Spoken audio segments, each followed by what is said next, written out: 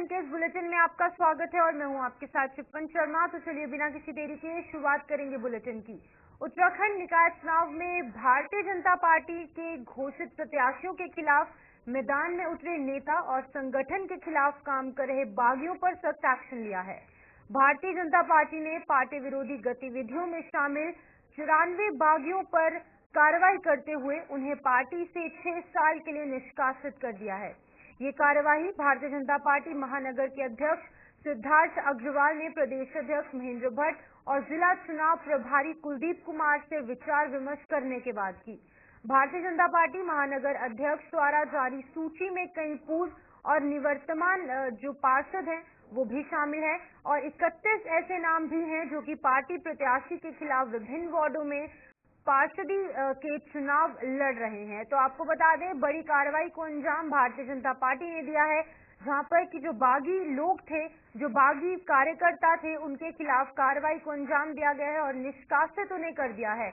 और कई बड़े चेहरे भी इसमें संभावित तौर पर देखने को मिल रहे हैं और पुराने कई ऐसे नेता हैं जो कि अच्छे पदों पर भारतीय जनता पार्टी में उन्होंने काम किया है, उनके खिलाफ भी भारतीय जनता पार्टी ने ये कार्रवाई की है। हमारे साथ धनराज गर्ग ज्वाइन कर चुके हैं उत्तराखंड से, उनसे जानने की कोशिश करेंगे कि आखिरकार क्या कुछ असर इस पूरी कार्रवाई का देखने को मिलेगा। धनराज, बहुत बहुत स्वागत है, शुक्रिया ज्वाइन करने के लिए। अब बताइएगा, जिस तरीके से भारतीय जनता पार्टी ने निकाय चुनाव से ठीक पहले ये बड़ी कार्रवाई को अंजाम दिया है, क्या कुछ असर विद इन द पार्टी देखने को मिलेगा? उसके बाद हम बात करेंगे कि जिस तरीके से चुनाव होंगे, चुनाव में क्या कुछ असर होगा। लेकिन पहले बताइए, क्योंकि बड़े चेहरों को जो है निष्कासित किया है और कई बड़े चेहरे जो हैं जिनके खिलाफ ये कार्रवाई हुई है, तो क्या पार्टी की नींव इससे थोड़ी सी डगमगाती नजर आ सकती है? बिल्कुल चेतन, देखिए उत्तराखंड के अंदर नगर निकाय चुनाव का जो बिगुल है वो बढ़ चुका है और सियासत कहीं न कहीं गर्म होती हुई नजर आ रही है, क्योंकि चुनाव के मात्र 11 से 12 दिन बचे में, क्योंकि 23 जनवरी को उत्तराखंड के अंदर निकाय चुनाव है और 25 जनवरी को उनका परिणाम आना है। लेकिन उससे पहले कहीं न कहीं जो बागी है तो उन पर जो पार्टियां हैं वो कार्रवाई करती हुई नजर आ रही है, क्योंकि हमने कांग्रेस की देखा कि कल कांग्रेस की तरफ से इसी बागियों पर कहीं न कहीं कार्रवाई की गई थी और वहीं आज बीजेपी की तरफ से भी 94 लोगों पर कार्रवाई की गई है और साफ तौर पर उनको निष्कासित कर दिया है और 6 साल के लिए उनको पार्टी से निष्कासित किया गया है, क्योंकि ये जो बागी है ये कहीं न कहीं पार्टी के विरोध में चुनाव लड़ रहे हैं या फिर कहा जाए कि पार्टी के विरोध में कार्य करते हुए नजर आ रहे हैं, इसलिए इनको बाहर का रास्ता दिखाया गया है। लेकिन देखिएगा कि चुनाव से पहले ही जब मानवलोकन का समय चल रहा था तो उस समय बीजेपी ने कुछ नेताओं को मना लिया था, लेकिन कुछ नेता ऐसे थे कि जो माने नहीं थे और निर्दलीय अपनी चाल ठोक चुके थे। तो ऐसे लोगों को कहीं न कहीं पार्टी ने 2 टूक संदेश भी दिया था कि यदि वो पार्टी के साथ नहीं आते हैं तो उनको निष्कासित कर दिया जाएगा और उन पर कार्रवाई की जाएगी। पर वो कार्रवाई अब उत्तराखंड के अंदर होती हुई दूर नजर आ रही है, क्योंकि बीजेपी की तरफ से 94 लोगों को निष्कासित किया गया है 6 साल के लिए और इससे साफ तौर पर कहा जा सकता है कि जिस तरीके से कहा जाता है कि बीजेपी एक अनुशासनात्मक पार्टी है, जो अनुशासन से बाहर जाता है उस पर कार्रवाई जरूर होती है, तो वही उसी कड़ी में कहीं न कहीं ये कार्रवाई की गई है। लेकिन धनराज, अब क्योंकि पंचायत इलेक्शंस होंगे, लोकल बॉडीज के इलेक्शंस होंगे, तो क्या कुछ लगता है कि इसका सीधा असर जो है क्या इलेक्शंस पर देखने को मिल सकता है? क्योंकि बड़े चेहरों को यहाँ पर निष्कासित किया गया है धनराज, अपने आप में बहुत बड़ी कार्रवाई को अंजाम दिया गया है। जो बागी है या फिर जो अन्य जो नाराज नेता थे उनको मनाने की कोशिश की गई, अब जो नहीं माने या फिर जो पार्टी के खिलाफ हो गए, कई साल काम करने के बावजूद अब उनके खिलाफ ये कार्रवाई हुई है, तो क्या कुछ असर देखने को मिलेगा इलेक्शंस में इसका? बिल्कुल स्टीफन, देखिए जो बागी है वो कहीं न कहीं पार्टी के जो समीकरण है वो बिगाड़ते हुए नजर आते हैं, चाहे हम बीजेपी की बात करें या कांग्रेस की बात करें, क्योंकि जब कोई बागी होकर चुनाव लड़ता है तो कहीं न कहीं पार्टी को उसका हर्जाना जरूर भुगतना पड़ता है और वही देखने में यहाँ भी आ रहा है, क्योंकि बड़े चेहरे यहाँ पर निष्कासित किए गए हैं और यदि वो पार्टी से हटा दिए गए हैं तो कहीं न कहीं वो पार्टी के जो समीकरण है वो बिगड़ते हुए जरूर नजर आएंगे। लेकिन जिस तरीके से देखा जाए कि उत्तराखंड के अंदर 11 नगर निकाय हैं और कुछ नगर निकाय ऐसे हैं कि जहाँ पर त्रिकोणीय मुकाबला होता हुआ नजर आ रहा है, क्योंकि कुछ बागी होकर चुनाव लड़ रहे हैं तो कुछ बीजेपी से चुनाव लड़ रहे हैं, कुछ कांग्रेस से चुनाव लड़ रहे हैं, तो ऐसी जगहों पर कहीं न कहीं समीकरण जरूर बिगड़ते हुए नजर आएंगे, क्योंकि चुनाव चुनाव है और चुनाव के समय पर इस तरीके से बागियों को बाहर करना एक अपने आप में बड़ी बात है और इसका असर सीधा सीधा कहीं ना कहीं चुनाव पर जरूर पड़ता हुआ नजर आएगा। लेकिन धनराज, एक पहलू ये भी है कि जब पुराने चेहरों को निकाल दिया गया है, निष्कासित कर दिया है 6 साल के लिए, अब उनकी जगह भरने के लिए और उसी ऊर्जा और उसी एनर्जी के साथ भारतीय जनता पार्टी अगर आना चाहती है तो युवाओं को मौका दिया जा सकता है इस बार पार्टी में।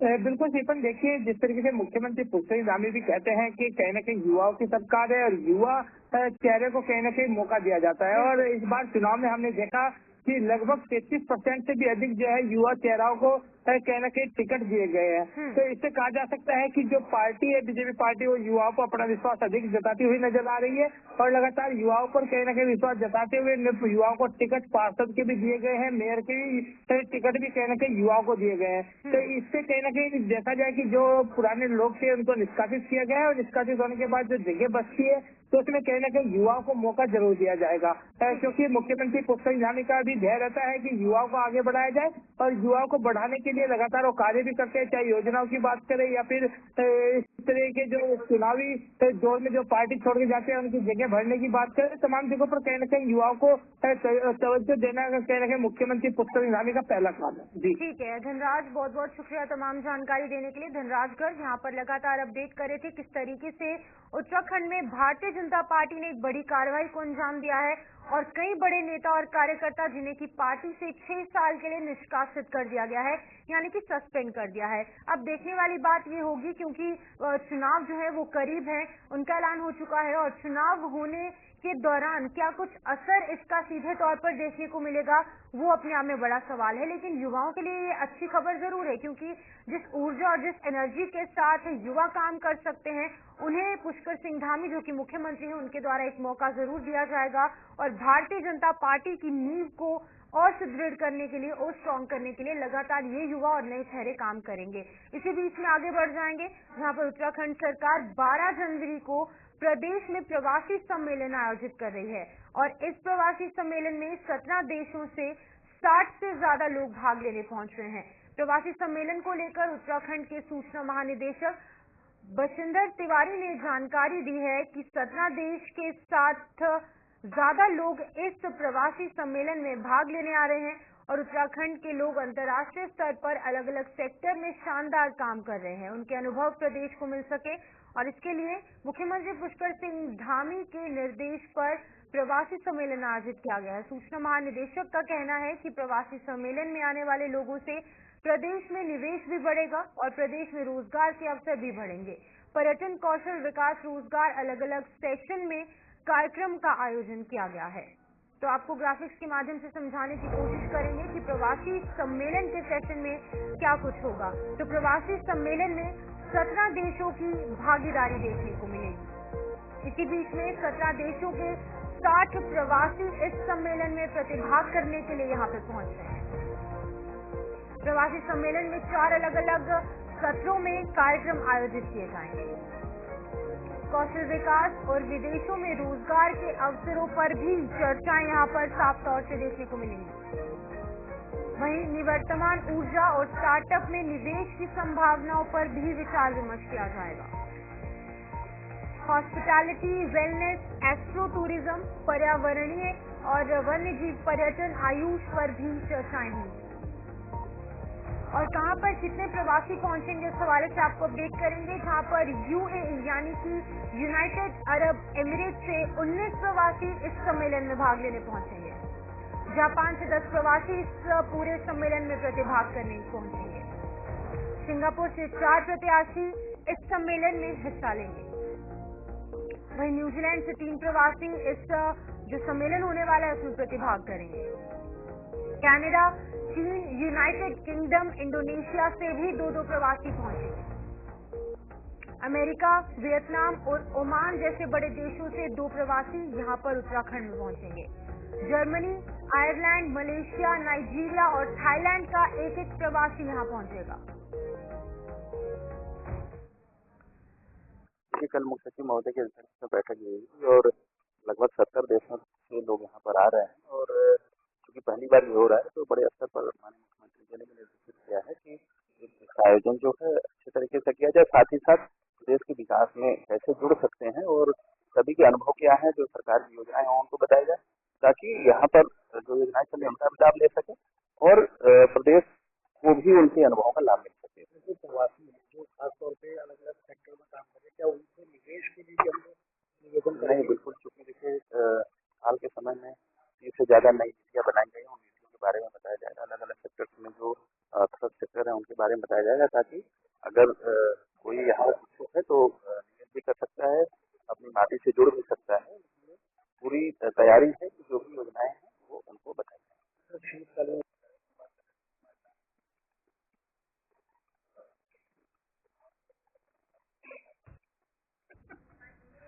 वहीं राजधानी देहरादून में आगामी 12 जनवरी को अंतर्राष्ट्रीय उत्तराखंडी प्रवासी सम्मेलन का आयोजन किया जाएगा, जिसमें कि अभी तक करीब 70 से अधिक प्रवासियों ने अपना रजिस्ट्रेशन करवा लिया है। आपको बता दें कि उत्तराखंड सरकार वेलनेस, कौशल विकास, शिक्षा, कृषि, आयुष के साथ कई अन्य सेक्टर्स में निवेश के बारे में विचार विमर्श कर रही है। वहीं पर अंतर्राष्ट्रीय उत्तराखंडी प्रवासी सम्मेलन का शुभारंभ मुख्यमंत्री पुष्कर सिंह धामी करेंगे और अंतर्राष्ट्रीय प्रवासी सम्मेलन पर विपक्ष ने प्रश्न उठाते हुए कहा है कि सरकार इससे पहले भी कई सम्मेलन करवा चुकी है, इससे पहले भी कई बार निवेश की बातें की जा चुकी हैं और सरकार जो है वो प्रदेश में ये कह चुकी है, लेकिन प्रदेश की हालत बद से बदतर ही होती जा रही है। 12 जनवरी से उत्तराखंड प्रवासी सम्मेलन का आयोजन किया जा रहा है, तो 60 से अधिक प्रवासियों ने रजिस्ट्रेशन करा। देखिए, प्रवासी सम्मेलन की जो बात हो रही है वो निश्चित रूप से एप्रिसिएशन के लायक है। अगर ये कदम सरकार उठा रही है, लोग आएंगे और आके निश्चित रूप से जो उनका एक ओरिजिन है पहाड़ में, पहाड़ से जुड़ने की वो कोशिश करेंगे। जो भी मास आएगा, अभी जो आपने बताया कि बढ़ चढ़ के उसमें लोग आएंगे, अपनी हिस्सेदारी देंगे, तो जहां उत्तराखंड लाभान्वित होने वाला है, अगर उत्तराखंड को कुछ लाभ मिलने वाला है इस प्रवासी सम्मेलन से, तो निश्चित रूप से करण महाराज जी के नेतृत्व में कांग्रेस पार्टी इसको अप्रिशिएट करेगी, सराहना इसकी करेगी। लेकिन सरकार जो है वो कितनी संवेदनशील है। 7 वर्षों से शासित है आप लोग, भाजपा से मेरा प्रश्न है, इन 7 वर्षों में आपने जो है धरातल पे पर्वतीय क्षेत्र विकास करने की स्थिति में आप कितने प्रोग्राम अपने इम्प्लीमेंटेशन की तरफ ले गए हैं धरातल पे, पहाड़ में? पारंपरिक खेती को क्या बढ़ावा दिया, विलेज टूरिज्म में क्या काम किया, फिशरी में क्या किया, फ्लोरिकल्चर में क्या किया? कुछ नहीं किया है। आप सिर्फ जो है आपके सबूते होते हैं, आप निश्चित रूप से कहीं सिंसियर नहीं है, कहीं संवेदनशील नहीं है।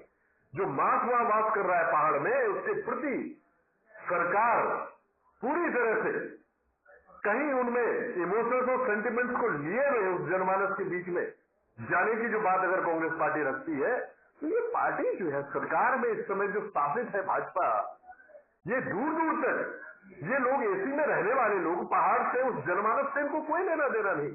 ये पहले स्वयं में सिंसियर हो, सीरियस हो, वहां पहाड़ के प्रति जो जनमानस वास कर रहा है उसके प्रति वाकई ये सोच रखे कि उन तक विकास पहुंचे। हमारी अवधारणा क्या थी? निश्चित रूप से अगर हमने उत्तराखंड राज्य अगर अलग लिया, उसमें अवधारणा क्या थी? उसके मूल में अवधारणा ये थी कि आखिरी पायदान का जो ग्रामीण है उस तक अच्छी हेल्थ फैसिलिटीज पहुंचे, उस तक विकास पहुंचे, उस तक उसके बच्चे को अच्छा एजुकेशन मिले। कहाँ ही कारगर, कहाँ ही सफल हुए? आप स्वयं सोचिए, कहाँ इनकी शिक्षा? राष्ट्रीय खेलों में प्रतिभाग कर रहे उत्तराखंड के कबड्डी के खिलाड़ियों ने उत्तराखंड कबड्डी फेडरेशन के खिलाफ मोर्चा खोल दिया है। कबड्डी के खिलाड़ियों ने विकास नगर में एक प्रेस कॉन्फ्रेंस की और उत्तराखंड कबड्डी फेडरेशन के पदाधिकारियों पर कई गंभीर आरोप लगाए। खिलाड़ियों का आरोप था कि खेलों को बढ़ावा देने और खिलाड़ियों के लिए सरकार द्वारा दी जाने वाली जो राशि है उसमें फेडरेशन भारी धांधलियां करती है और यही नहीं, जो पैसे सरकार द्वारा उनके खाते में डाले गए हैं वो भी फेडरेशन ने उनसे ले लिए हैं। फेडरेशन मानकों को ताक पर रखकर हरियाणा और बाहर के खिलाड़ियों को खिला रही है और इस संबंध में इन खिलाड़ियों के द्वारा खेल मंत्री रेखा आर्य से भी वार्ता की गई है, लेकिन उन्होंने भी इस मामले को लेकर अपना पल्ला झाड़ लिया है। बोलते जो गया था उसमें हमारे उत्तराखंड के 30 बच्चे गए थे और हर एक बच्चे के अकाउंट में 19,000 रुपए सरकार द्वारा भेजे गए थे और उसके बाद रेखा आर्य जी ने ये कहा था कि जो ये 19,000 रुपए ये बच्चों के लिए इसलिए आपके खाते में भेज दिए गए, ये किसी मतलब ये आपके अपने पर्सनल यूज के लिए। तो उसके बाद क्या कहते हैं, ये नितिन राठी द्वारा और कई अन्य लोगों द्वारा उन्हें कॉल और मैसेज करके ये बोला जाता है कि जो ये पैसे है ये सरकार ने तुम्हें नहीं, हमारे लिए दिए है और ये तुम्हारे जो मतलब रहने का और खाने का खर्चा है। बल्कि रहने का और खाने का खर्चा जो है वो जो फेडरेशन वाले होते हैं वो बिल बना के सरकार को थमा देते हैं और सरकार से उसका पैसा वसूल करते हैं। दूसरी बात ये है कि जब इन्हें ये क्या कहते हैं, जब जैसे मान लो इन्होंने पैसे बच्चों से वापस मांगे तो कहीं ना कहीं इन्होंने मतलब जैसे बच्चे 30 बच्चे थे तो इन्होंने कमरे वहाँ पे 16 रूम खुलवाए थे। 16 रूम खुलवाने के बाद बच्चे एक रूम में 3 बच्चे रह रहे थे, तो कहीं ना कहीं इन्होंने वहाँ भी पैसे बचाने की कोशिश करी। अगर ये अपनी जेब से पैसा बच्चों से लेके पैसा देते तो ये एक्स्ट्रा कमरे तो खुलवा के एक्स्ट्रा बिल तो बनवाते नहीं वहाँ पे।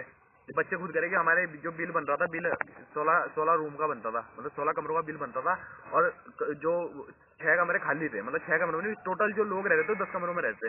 तो कहीं ना कहीं ये इसमें धांधली हुई है।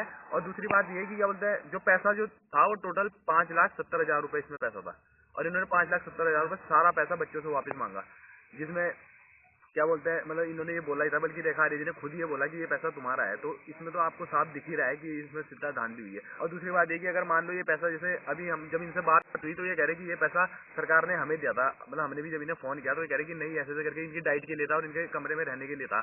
तो जब इनके रहने के लिए था तो तुम इसमें डर क्यों रहे हो? हमें तुम फोन करके ये कह रहे हो कि भाई तुम वो डिलीट कर दो, वीडियो डिलीट कर दो, पोस्ट डिलीट कर दो, हमारे स्क्रीनशॉट मत दिखाओ कि हमारा नाम खराब हो रहा है। भाई जब तुम अपनी जगह सही हो तो तुम्हारा नाम खराब क्यों हो रहा है? ऊपर से तुम निजी अकाउंट में पैसा मंगवा क्यों रहे हो? तो ये कहीं ना कहीं इसमें धांधली हुई है और हमारा आपके चैनल के माध्यम से सरकार से निवेदन है कि इस मामले में कड़ी से कड़ी कार्रवाई होनी चाहिए। इस पूरे मामले को लेकर क्या रेखा आर्य से बात हुई आपको पैसे के? जी, रेखा आर्य जी से हमारी इस मामले में बात हुई और रेखा आर्य जी के पास हम मिलने भी गए थे, हमारे खिलाड़ी भी गए। अब मतलब मिलने गए हम वहाँ पे, अब वहाँ ये समझो आप मिले या ना मिले बराबर ही था, क्योंकि जो खिलाड़ी थे उन्हें बाहर रख दिया गया, हम बाहर ही खड़े रहे, हम अंदर मिलने गए। मिलने में बात सीधा हुई, रेखा आर्य जी ने ये कह दिया कि मेरा इसमें कोई, हमारा मतलब इससे कोई लेना देना नहीं है। भाई जब क्या बोलते खेल मंत्री का इससे कोई लेना देना नहीं है तो ये फेडरेशन का मालिक है कौन सा? वो कह रहे कि इसका डायरेक्ट सीधा वहाँ से है कि इसका जो मामला है वो सीधा वहाँ से है कि वो ओलंपिक से। तो अगर इसका ओलंपिक से है तो इसे वो हमारी राज्य सरकार ने पैसा क्यों दे दिया? सर एक तो ये धांधलेबाजी में, और इसमें हमें पहले हमारे ऊपर भी इन्होंने ब्लैकमेल करा। जब हम जस्ट यूपी से खेल रहे थे तो हमारे ऊपर उत्तराखंड फेडरेशन ने ये बैन करा था कि तुम अदर स्टेट से खेलोगे तो तुम्हें उत्तराखंड में 3 साल के लिए बैन कर दिया जाएगा। तो हमने वहाँ पे सिक्योरिटी भरी थी 40-40 हजार, कहीं बच्चे थे उत्तराखंड के जिन्होंने भरी। तो हमारी सिक्योरिटी भरने के बाद इन्होंने हमारे ऊपर ऐसा प्रेशर डाला। देहरादून के जो सबसे मेन है, हमारी मेन बॉडी जो हमारे देहरादून के टीचर है, वो लोग इसमें इन्वॉल्व है क्योंकि वो भी हमारा साथ नहीं दे रहे जब गलत हो रहा है। और लेकिन उन्होंने हमारे ऊपर कहीं ना कहीं उस टाइम प्रेशर बनाया, अगर बाहर से खेलोगे तो तुम्हें हम 3 साल के लिए बैन कर देंगे। तो हमने सिक्योरिटी भरी थी, हमने वो घुसा दी और हमारे साथ इन्होंने यहाँ ये करा कि हमें इधर सिक्योरिटी घुसाने के बाद हमारे साथ 3 साल का बैन कर दिया और हमें डराया धमकाया गया, अगर बाहर से खेलोगे तो तुम्हें उत्तराखंड से कभी खेलने नहीं दिया जाएगा। और यहाँ के जो गुरुजी हैं, जो देहरादून के टीचर है, जो हमारे स्पोर्ट्स के टीचर है, वो भी कहीं ना कहीं इनसे मिले हैं क्योंकि वो लोग भी हमारे खिलाफ हमारे साथ नहीं दे रहे, वो भी आवाज नहीं उठा रहे। सब मिली भगत है। और ये मैं कहना चाहता हूँ, अगर आप लोगों को गलत करना है तो बच्चों को एकेडमी बंद कर दें, क्यों बच्चों का भविष्य खराब करें। देहरादून के टीचर है, उनके लिए बात बोल रहा हूँ क्योंकि उन्होंने हर जगह बच्चों को टॉर्चर कराया। कहीं ना कहीं कुछ भी बच्चा अच्छा खेलेगा, कहीं जाएगा तो सीधा टूर्नामेंट। पौड़ी में समान नागरिक संहिता यानी कि यूनिफॉर्म सिविल कोड यूसीसी को समझने के लिए प्रेक्षागृह पौड़ी में जिला प्रशासन ने प्रशिक्षण कार्यक्रम आयोजित किया, जिससे कि इस कानून के लागू होने पर कोई अड़चन कर्मियों को समझने में न आए। और डिस्ट्रिक्ट मजिस्ट्रेट पौड़ी आशीष चौहान ने कहा है कि इस कानून का मकसद समानता को बढ़ावा देना और कानूनी प्रक्रियाओं को सरल बनाना है। डिस्ट्रिक्ट मजिस्ट्रेट ने अधिकारियों को प्रशिक्षण को गंभीरता से लेने के निर्देश दिए और यूसीसी पोर्टल की कार्रवाई को समय पर पूरा करने को कहा। डीएम ने कहा कि इस पहल से नागरिक अधिकारियों को एक समान रूप से सुनिश्चित करने में मदद मिलेगी और प्रदेश में प्रशासनिक प्रक्रिया अधिक सशक्त और प्रभावी बनेगी। 200 के आसपास हमारे पार्टिसिपेंट्स ने इसमें पार्टिसिपेट किया। एक ट्रेनिंग है, इसमें मास्टर ट्रेनर और एडीएम साहब जो कि इसके नोबल हैं, उनके द्वारा विस्तार से उन्हें पोर्टल के डिफरेंट एस्पेक्ट्स के बारे में बताया गया और किस तरीके से ये सर्विसेज सिटीजन को दी जाएंगी, उसमें इन डिटेल डिस्कशन और ट्रेनिंग उन्हें दी गई है। और इसमें सब रजिस्ट्रार के तौर पर वीपीडीओ और टैक्स कलेक्टर्स भी हैं और एसडीएम क्योंकि रजिस्ट्रार हैं वो भी इसमें पार्टिसिपेट करें। क्या रजिस्ट्रार क्या है, सब रजिस्ट्रार आप लोग भी करें। वहीं जनसंघर्ष मोर्चा ने सचिव औद्योगिक विकास खनन पर सुप्रीम कोर्ट के आदेशों का पालन न करने के आरोप लगाए। जन संघर्ष मोर्चा के अध्यक्ष रघुनाथ सिंह नेगी के अनुसार देहरादून के विकासनगर क्षेत्र अंतर्गत अति संवेदनशील क्षेत्र आसन कन्वर्जन रिजर्व में 10 किलोमीटर की परिधि के भीतर नियम विरुद्ध स्टोन क्रशर स्क्रीनिंग जो खनन पट्टे के लाइसेंस जारी किए गए हैं। उन्होंने कहा कि क्षेत्र में खनन क्रियाएं संचालित होने के मामले में सचिव औद्योगिक विकास खनन ब्रिजेश कुमार संत और निदेशक भूतत्व खनिकर्म राजपाल लेखा सुप्रीम कोर्ट और उच्च न्यायालय के आदेशों की अनुपालना करने में नाकाम हो चुके हैं। दोनों अधिकारी के खिलाफ न्यायालय में वो व्यक्तिगत रूप से अवमानना याचिका दायर कर कार्रवाई करने की मांग करेंगे। हाई कोर्ट ने आसन कंजर्वेशन रिजर्व को बहुत संवेदनशील माना है और उसकी 10 किलोमीटर की परिधि के भीतर किसी भी प्रकार की खनन क्रियाएं, एनी प्रोजेक्ट, एनी एक्टिविटी, उसको बिल्कुल बैन किया है। और उस मामले में सरकार को निर्देश दिए थे कि किसी प्रकार की वहाँ पे क्रियाएं संचालित है, चाहे वो हॉट मिक्स प्लांट हो, चाहे वो स्टोन क्रशर हो, स्टीलिंग प्लांट हो, खनन पट्टे हो, बगैर नेशनल वाइल्ड लाइफ बोर्ड की जो स्टैंडिंग कमेटी उसकी अनुमति के बिना वहाँ पर कुछ हो नहीं सकेगा, न वहाँ पर कोई क्रियाएं संचालित हो सकती। लेकिन बावजूद इसके आज भी लगातार वहाँ पर जारी है। इस मामले में जन संघर्ष मोर्चा लगातार हमने राजभवन, सरकार, शासन सबको चेता दिया कई बार कि आप इन तमाम चीजों से बाज आ जाएं, लेकिन कोई कार्रवाई नहीं हो रही है। अब कई दिन से हम लगातार लगे और हमने अब बिल्कुल ठान लिया है, क्योंकि अब बहुत अति हो गई है। जो माफियाओं का जो गठजोड़ है अधिकारियों का, ये प्रदेश को बर्बाद करने के लिए मैं समझता हूँ काफी है। और इस प्रदेश के अंदर जो माफिया राज है वो हम सितारगंज क्षेत्र विधायक और प्रदेश के कैबिनेट मंत्री सौरभ बहुगुणा ने नगर क्षेत्र के वार्ड नंबर 2 और वार्ड नंबर 12 के भारतीय जनता पार्टी प्रत्याशी के पक्ष में जनसंपर्क और सभा कर भारतीय जनता पार्टी प्रत्याशियों के लिए वोट मांगे। कैबिनेट मंत्री सौरभ बहुगुणा ने कहा कि भारतीय जनता पार्टी का जब चेयरमैन होगा तो शहर में विकास करने में कोई भी अड़चन नहीं आएगी। उन्होंने आगे कहा है कि जनता जो है वो भारतीय जनता पार्टी के साथ है और चुनाव के बाद उत्तराखंड भारतीय जनता पार्टी में हो जाएगा, यानी कि भाजपा में हो जाएगा। उन्होंने लोगों से ज्यादा वोट देकर भारतीय जनता पार्टी के प्रत्याशियों को विजय बनाने की अपील की है।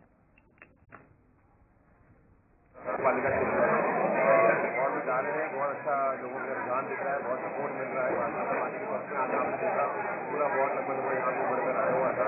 ये दिखाता है कि जो काम पिछले 7 साल और 8 साल में कराया है। और मैं सबसे यही अपील कर रहा हूँ कि अगर सितारगंज का आप देखिए आगे बढ़ाना चाहते हैं, विकास बढ़ाना सुधारना चाहते हैं, तो भारतीय जनता पार्टी के वार्ड सभा लोगों को और हमारे कैबिनेट सुखदेव भाई को भारी मदद मिली पालिका क्षेत्र में और में जा रहे हैं।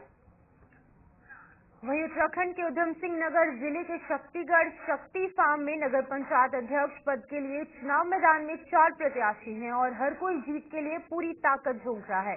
निर्दलीय प्रत्याशी सुमित मंडल ने भारतीय जनता पार्टी पर आचार संहिता का उल्लंघन करने के आरोप लगाए। निर्दलीय प्रत्याशी का आरोप है कि भारतीय जनता पार्टी के प्रत्याशी के समर्थन में चुनाव प्रचार के दौरान कुछ मंत्री आचार संहिता का उल्लंघन कर घोषणाएं कर जनता को लुभाने का कार्य कर रहे हैं। सुमित मंडल राज्य निर्वाचन आयोग से निष्पक्ष चुनाव करवाने की मांग भी उन्होंने साफ तौर से की है। चुनाव आयोग से हाथ जोड़ के निवेदन है, बहुत मेहनत करके हम लोग यहाँ पर पहुंचे हैं, निष्पक्ष चुनाव कराए, किसी प्रकार का दबाव में ना रहे। और साथ ही साथ आपसे निवेदन करूंगा, कुछ सत्ताधारी नेता जिस प्रकार से यहाँ आके आचार संहिता का उल्लंघन कर रहे हैं और साथ ही साथ यहाँ पर घोषणाएं कर रहे हैं जिससे जनता को लुभाने की कोशिश किया जा रहा है, मैं आपसे निवेदन करूंगा इस विषय को गंभीरता से लेते हुए निष्पक्ष चुनाव कराए। आपका बहुत बहुत धन्यवाद। निकाय चुनाव को लेकर अब कांग्रेस भी बहुत सोच समझकर चुनावी मैदान में है, जिसके चलते कि कांग्रेस के प्रदेश अध्यक्ष करण महारा के निर्देश पर महानगर अध्यक्ष राजेंद्र चौधरी ने निकाय चुनाव के चलते रुड़की क्षेत्र को सेक्टर जोन में बांटकर सभी पदाधिकारियों को अलग अलग जिम्मेदारी सौंपी है और किसी भी कीमत पर पार्षद और मेयर के प्रत्याशी को जिताने की बात कही है। तो कांग्रेस के 12 लोगों को चुनाव में जो है जोन इंचार्ज की जिम्मेदारी दी है, जो मेयर प्रत्याशी, पार्षदों और जो कांग्रेस के जनजात साथी हैं, जो एक्टिव हैं, जो रुड़की के विकास को चाहते हैं, उन्हें एक्टिवेट करने के लिए, जोड़ने के लिए, पार्टी प्रत्याशियों के हित में वोट डलवाने के लिए एक कमेटी बनाई, एक संयोजक कमेटी बनाई, चुनाव संयोजक समिति। वहीं लक्सर में नगर पालिका अध्यक्ष पद के निर्दलीय प्रत्याशी वेद प्रकाश वर्मा ने चुनाव प्रचार को गति देते हुए लक्सर में चुनावी कार्यालय का पूजा और हवन के साथ शुभारंभ किया। कार्यालय का उद्घाटन समाजसेवी डॉक्टर प्रतिभा सैनी द्वारा किया गया और इस मौके पर डॉक्टर प्रतिभा सैनी ने लोगों से निर्दलीय प्रत्याशी वेद प्रकाश वर्मा को वोट देने की अपील की।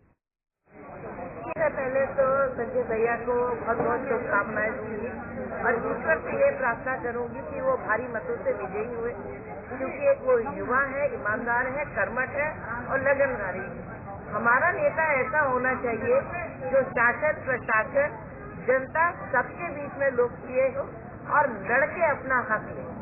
हक लेने के लिए सरकारी तंत्र से लड़ना आसानी बात नहीं होती है, लेकिन इनमें वो कैपेबिलिटी है कि ये पूरा करेंगे। मैंने कार्यालय के लिए जो आज खोला है, ये युवाओं के प्रेरणा से इस कार्यालय को खोला है। युवा शक्ति ने मुझे कहा कि आपको एक बार ये संघर्ष करना पड़ेगा, क्योंकि जो पिछले 10-15 सालों में तो चलिए बुलेटिन में फिलहाल इतना ही, दीजिए इजाजत और आप बने रहिए गुलिस्तान न्यूज के साथ।